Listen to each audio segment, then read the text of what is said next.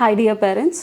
చాలామంది parents especially mothers చేసే ఇంకొక కామన్ మిస్టేక్ ఏంటంటే మీరు ఒకటి ఎక్స్పెక్ట్ చేస్తారు కిడ్ నుంచి. సో ఆ రిజల్ట్ కిడ్ చూపించట్లేదు అని చెప్పేసి కిడ్లో జరిగే స్మాలెస్ట్ చేంజెస్ని అక్నాలెడ్జ్ చేయకుండానే వదిలేస్తారు. దీనికి ఒక ఎగ్జాంపుల్ ద్వారా ఎక్స్ప్లెయిన్ చేయాలనుకుంటున్నాను. ఫర్ ఎగ్జాంపుల్ మీరు ఎక్స్పెక్ట్ చేస్తున్నారు కిడ్ హాయ్ అని చెప్పాలి. మీరు ఏదైనా కొత్త ప్లేస్కి వెళ్ళిన తర్వాత అక్కడ ఎవరు కనిపిస్తే వాళ్ళకి కిడ్ హాయ్ అని చెప్పాలి అని మీరు ఎక్స్పెక్ట్ చేస్తున్నారు అనుకోండి. ఇనీషియల్గా మీరు ఏమనుకుంటారు, తీసుకెళ్ళంగానే కిడ్కి చెప్తారు అక్కకి హాయ్ చెప్పు. కిడ్ అసలు చూడడు, వాళ్ళ లోకంలో వాడు ఉంటాడు. మదర్ ఏమనుకుంటుంది, ఓకే వీడికి రావట్లేదు అని అనుకుంటారు. కొన్ని రోజుల తర్వాత కిడ్ అక్కడికి వస్తాడు, మళ్ళీ మీరు చెప్తారు హాయ్ చెప్పు అక్కకి అని. బట్ హాయ్ చెప్పడు, కానీ అక్క వైపు చూడడం స్టార్ట్ చేస్తాడు. దీన్ని మీరు అక్నాలెడ్జ్ చేయరు. మీరేం ఎక్స్పెక్ట్ చేస్తున్నారు, హాయ్ అని చెప్పాలి అనేసి మీరు ఎక్స్పెక్ట్ చేస్తున్నారు.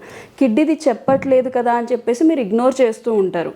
అంటే వాళ్ళలో మీరు జరుగుతున్న చిన్న చిన్న చేంజెస్ని మీరు ఎప్పుడైతే అక్నాలెడ్జ్ చేయరో, బిగ్గెస్ట్ అచీవ్మెంట్ ఏదైతే మీరు కోరుకుంటున్నారో అది జరగడానికి వాడికి ఏం మోటివేషన్ ఉంటుంది, ఇది ప్రతి మదర్ అర్థం చేసుకోవాలి.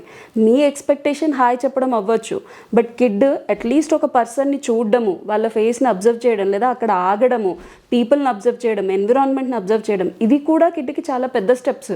ఫస్ట్ మదర్గా మీరు అది అర్థం చేసుకోండి.